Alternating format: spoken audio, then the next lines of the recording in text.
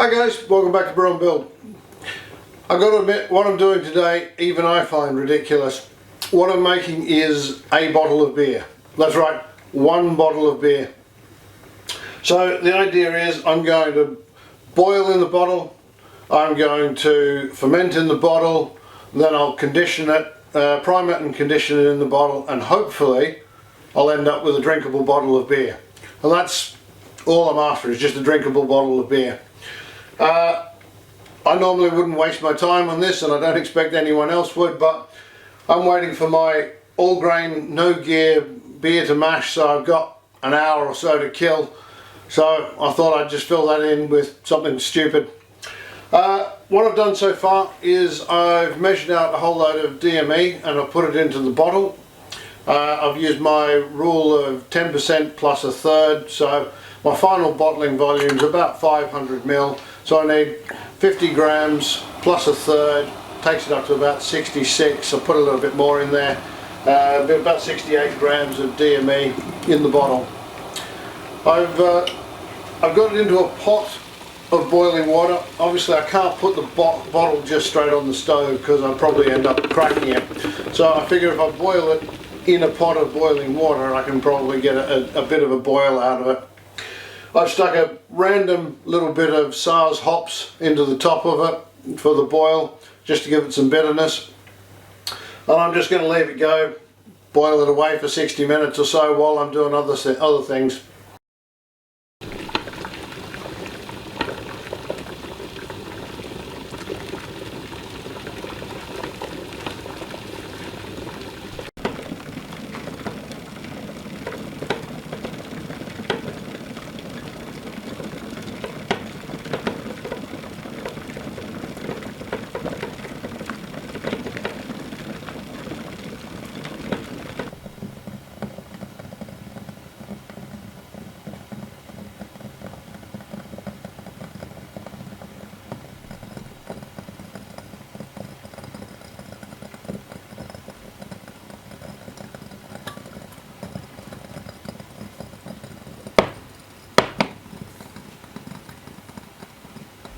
Well, it's been nearly an hour boiling. The bottle itself never really quite boiled in the pot, so in the end what I resorted to was I figured it was probably hot enough that I could get away with putting it on the hot plate, and I heated the bottle up and got it boiling itself.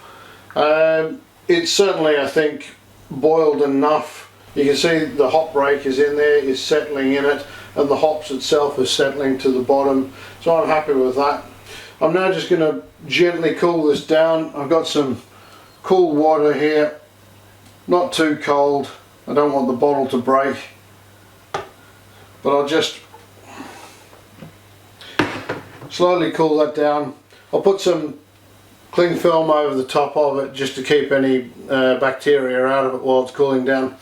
And I'll get it nice and cool for the SO5 yeast that I've propagated for the all grain no gear beer.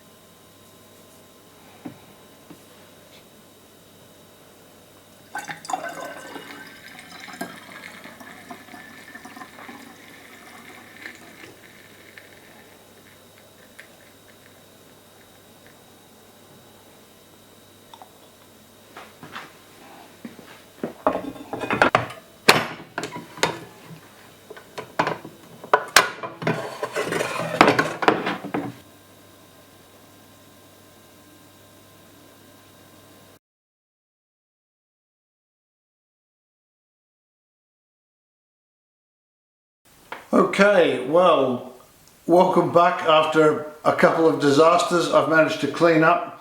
The bottle's now empty. You can see the krausen ring that was left from the fermentation on it. I smell somewhat of beer, and I've got a new tablecloth on the table. So what I did was I forgot to turn the microphone on for the one and only take I had for this. So that's a disaster. But what I'll do is I'll play this up in the corner, the original take, and run through what I was talking about. I was looking at the beer and commenting on how clear it had dropped, and it really had dropped very clear, surprisingly. I was pointing out the krausen line that I thought might drop off the side of the bottle and clear. Unfortunately it didn't. And the other issue I had, obviously, is the amount of yeast cake and hops and things that were sitting in the bottom of the bottle. And my main concern was when I open this, if any bubbles come up from the base, it may draw up all the hops and the yeast into the beer and potentially cloud the beer. Then this happened. Yep, it went all over the place. I'm pretty sure it was still fermenting. It's the only solution I can come up with when I put the carbonation sugar into it. It went everywhere. As far as dragging yeast and hops and things go up into the beer, well, it mixed it all the way through.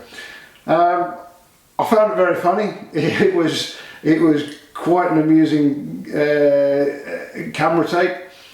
I thought, well, I'm in this far, let's just try the beer anyway.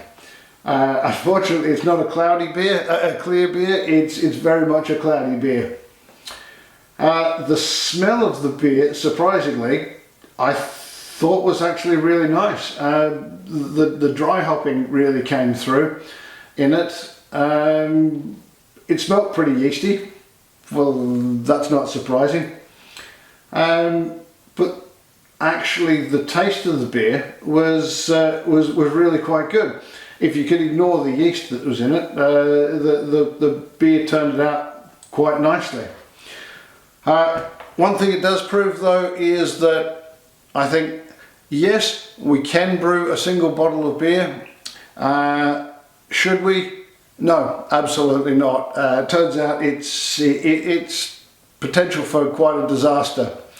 So on the basis of that, I'm going to say it was a minor success or a minor disaster, bit of both. But nonetheless, it was fun, it was interesting, it filled in a bit of time.